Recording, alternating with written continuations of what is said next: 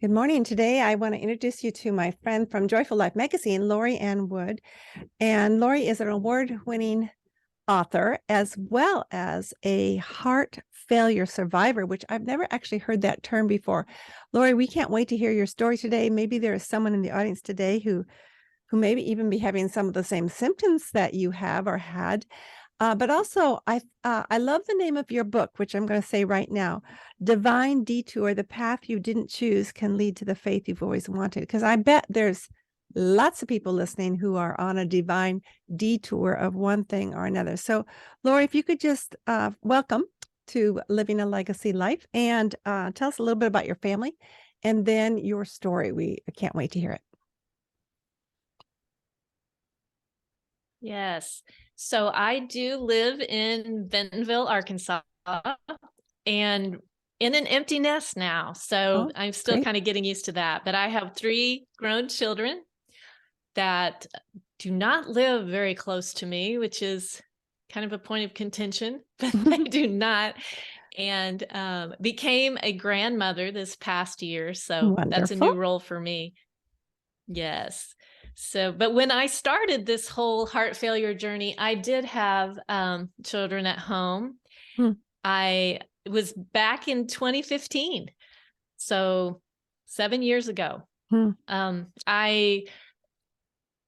It started, I had a medical evaluation done, and I was told that I had less than 3% chance of ever developing heart disease. Wow. It's interesting they would even Because I say had, that. right. And it was kind of out of the blue. I've always had low blood pressure and really good cholesterol. And, I test really well on all the things. Hmm. And she just said, wow, you've got less than 3% chance by my chart of ever developing heart disease. And I wasn't surprised by that because I have no family history, no risk factors. My Wow. lifestyle supported a healthy heart. And so I really wasn't surprised, but I was surprised 3 weeks later when I almost died from end stage heart failure. Oh my goodness. And it's from an unknown cause, and it still has not been pinpointed exactly what caused this heart failure. Wow. And But you used to be a college professor and then you had to stop that right away?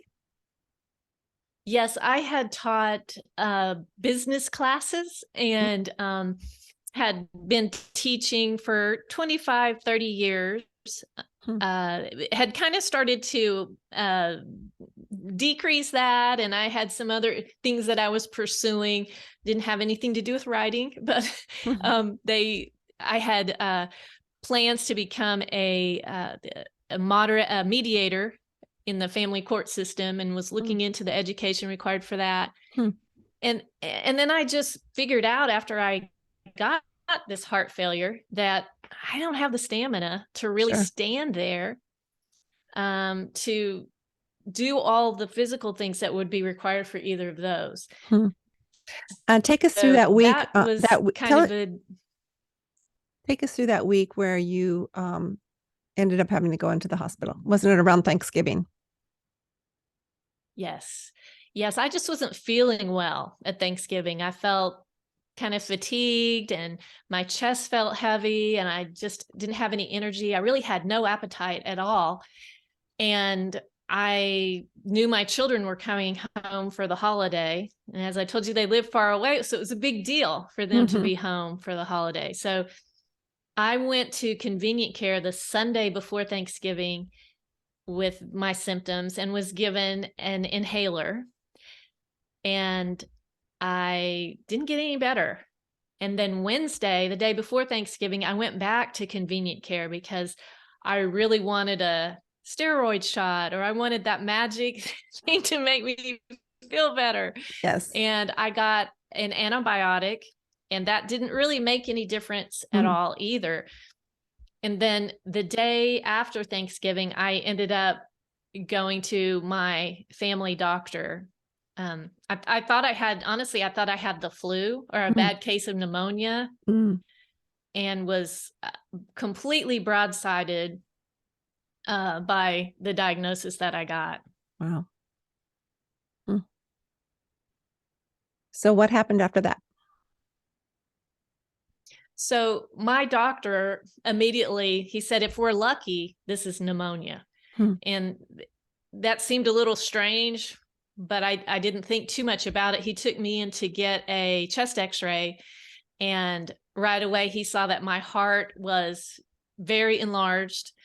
It was later determined that it was functioning at around 6%. Hmm. So he directly admitted me into cardiac ICU, and I spent a couple of weeks there at my local hospital just trying to get stable. They had I had defibrillator pads stuck to my chest the whole time and a crash cart outside my door. Wow. And it was just a kind of a touch and go situation. And all that time, I have to tell you, I didn't feel that bad. Hmm. And I really didn't look bad. Hmm. And it was a strange place to be, but apparently I was bad. They sent me to Cleveland Clinic, and I became my doctor's most critical patient there for like a year and a half. Wow. Can I ask how old you were then? Yes, I was 51 when I Wow. was diagnosed. I had just turned 51. Hmm. Hmm. And they sent me home from my local hospital with a external defibrillator vest. It's called a life vest. Hmm. And I wore that for 9 months Wow. and titrated. I'm on a lot, still am on a lot of really strong medication. And my heart never got any better. It never got any stronger. For 9, 10, 12 months, I just kind of hung in there. And then they implanted a special combination pacemaker internal defibrillator. Hmm. And gradually my heart function started to pick up again. And it got to almost normal at one point. Hmm. And then about 3 years ago, for some unknown reason, my heart function dropped and I was in active heart failure again. And Wow. so I am holding at that lower level now. Hmm. Does that make you feel like you're living on the edge of a precipice? Yes, it's a strange situation to be in, to know that this is a chronic progressive disease and it only ends one way. Hmm. It's a downward trajectory. Right. Medical science does a great job of managing the symptoms and slowing down that progression. Yeah. But ultimately, it's not curable. Next step for me, if I were to get to that point, would be a heart transplant. But Wow. fortunately, I am a high functioning heart failure patient. And That's so good. I'm not a candidate for that right now. And I'm doing well at my lower level. My body is apparently quite adaptable. So, Tell me how the book came about. yes, the book was something that I think a lot of people feel like they have a book inside them. And I for sure did for a long time. But I was so busy with all the things that I was doing that had nothing to do with a book that it just never made it to the top of the to-do list. And so when I was in the hospital, a friend of mine dropped by a blank, just a little notebook, spiral notebook. And I'm sure she thought I would be writing lists in there or writing down visitors or things like that. And my husband looked at me one day in ICU and he said, "We need to be writing all of this down." Wow. And I did not want to write any of it down. Hmm. I did not want to relive it. I did not want to remember it. Hmm. But somewhere in there, I did start writing in that little notebook. Hmm. And I still have it. It became the basis for my blog, a lot of articles, and ultimately the basis for my book. Hmm. And the book is not primarily about my medical events. It's sort of underscores it, but it's primarily about questions when you find yourself on this path that you never expected to be on. You say on your website that there are 3 questions that everyone must either ask, or do you think that they need to know the answer to? Why did you only choose 3, and what are those 3? Yes, what happened was I started kind of my blog a little bit like I started that little notebook in the hospital. I just started writing what came to me, the questions I had, the frustrations I had.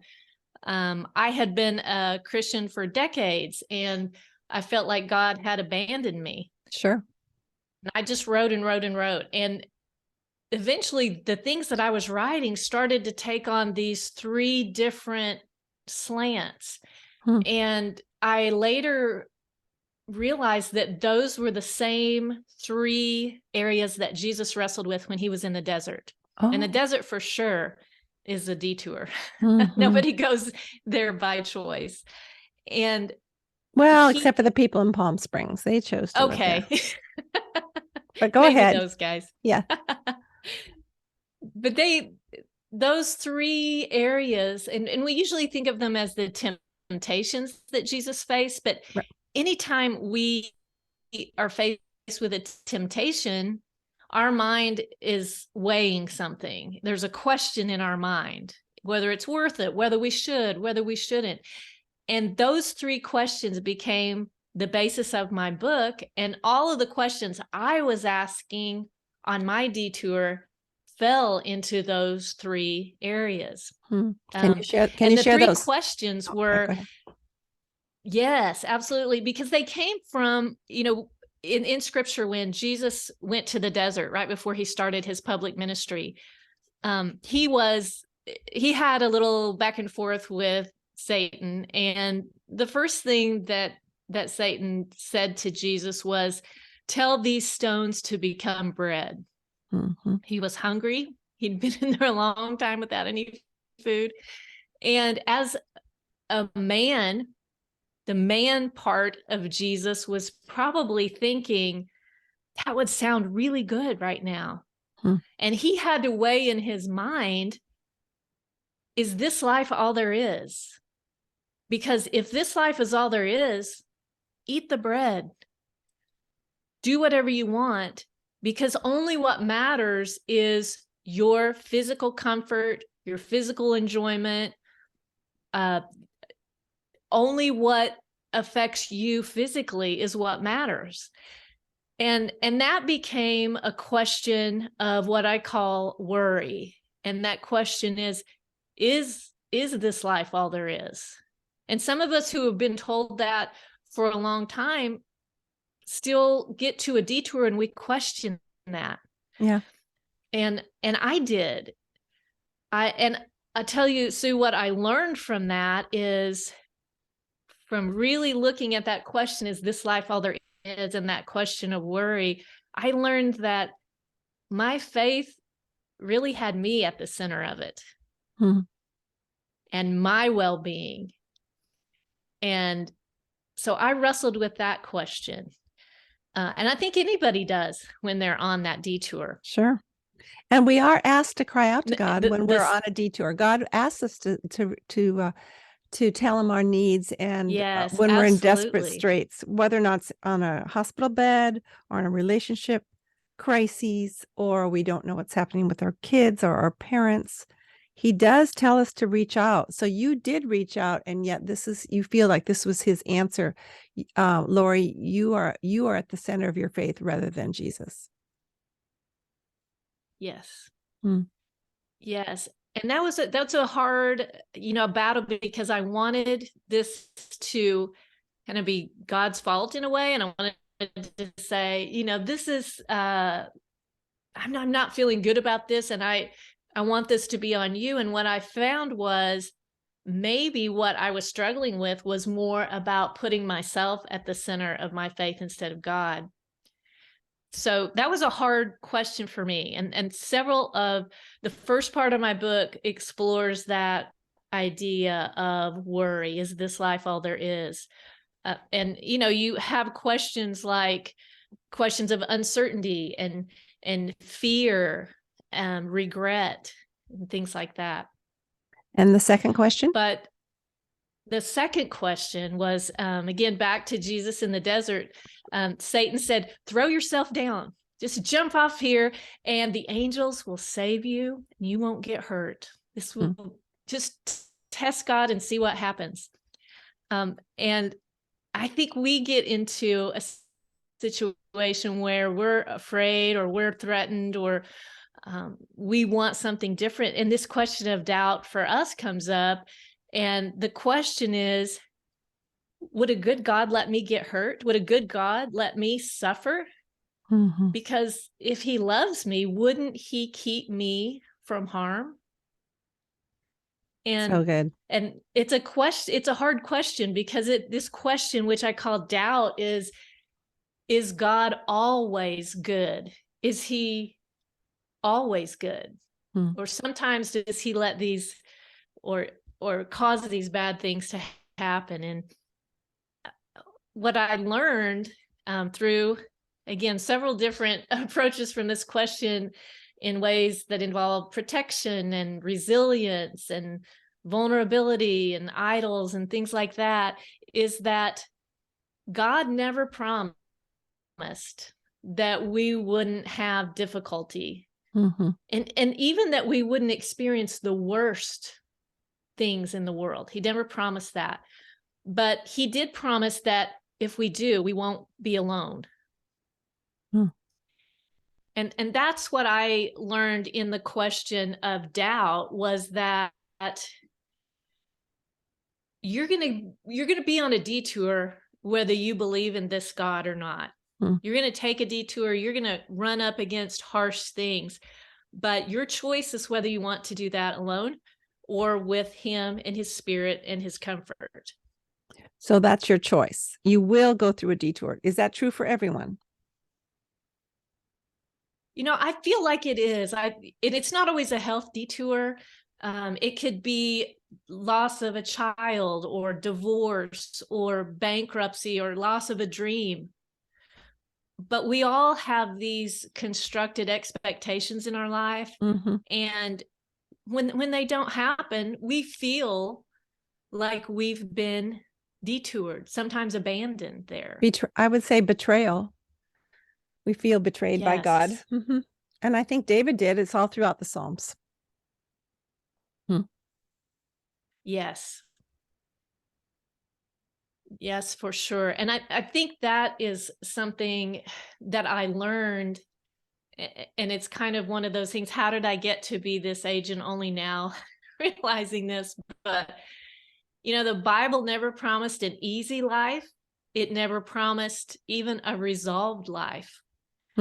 The Bible promises his presence, and it promises that there's something better coming, but it never promised that we would have an easy life. And if you read it in its entirety, you see that in David and Job and the Psalms and Lamentations and Ecclesiastes. We've been warned time and time again that this is a hard world, and bad things are going to happen.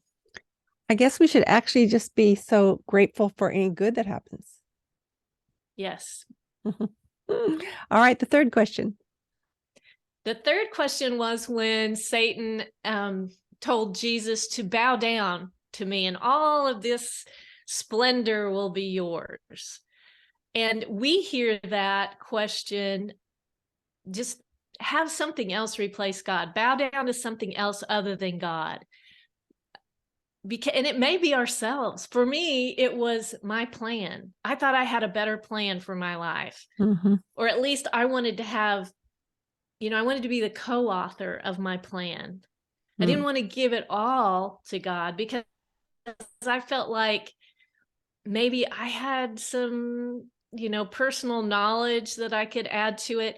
And that question, that third question, I call the question of control. And that question we bump up against is God's plan enough? And we wrestle with things like disappointment and waiting and failure and trust.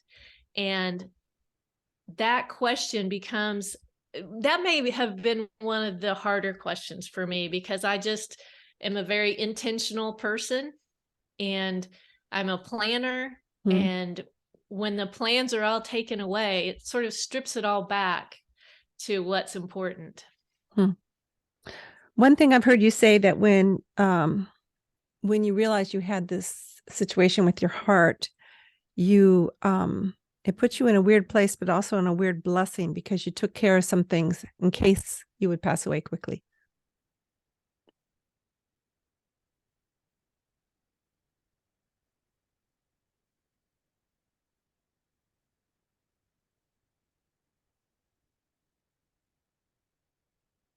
Can you repeat that, Sue? I lost you for just a second. That's okay. Um, I heard you say in another interview that you took care of some things that needed to be taken care of just in case. So the situation of you knowing that your heart disease was not actually going to ever get completely better made you do some actions. Can you explain that? Yes. I A lot of things became more clear, and I think that's what maybe I learned more than anything in putting this book together and trying to distill it down to where people could apply it when they're on a detour, is that we're going to wrestle with some things, and we're going to question some things, and that's okay. While we're doing that, we get a clearer focus. A heart failure group that I was in, one of the quotes that was going around was, "Not all storms come to destroy your life. Some storms come to clear your path." Wow, that's good. And I feel like, yeah, because I needed my path to be cleared.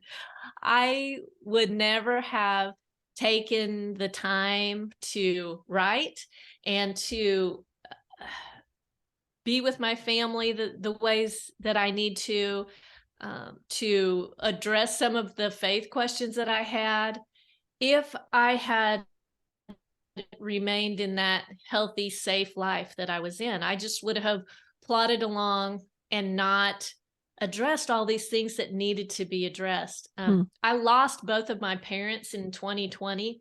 Wow. And I think because of what I had been through in the years preceding that, I was able to really give um, some time and attention to them, that now I'm just so grateful that I Wow. did.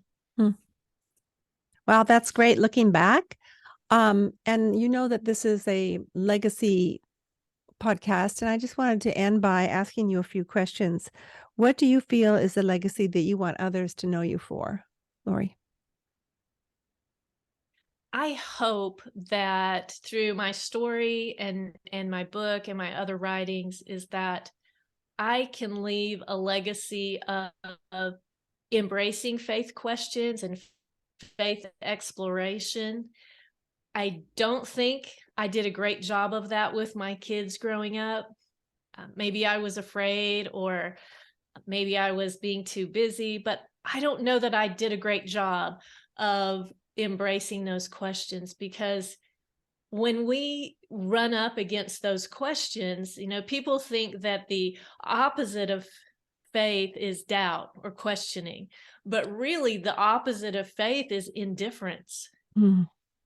If we get in there and we poke and we prod and we question and we wrestle, we end up stronger. Yeah. Hmm. And that's what I would hope to leave to people, is that even as an adult, even someone who's been a believer for decades, keep questioning and keep wrestling and keep asking God, because He is a God who doesn't want the conversation to end. Hmm. That's great.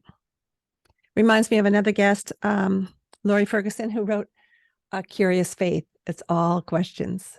And I thought, oh, this will be a great book for so and so. And when I read it, I thought, this is good for me at 70 to keep wrestling with these questions, because some things are not going to be answered until we see Jesus face to face. He even says that. And that's what faith, if we knew all the answers, it wouldn't be called faith.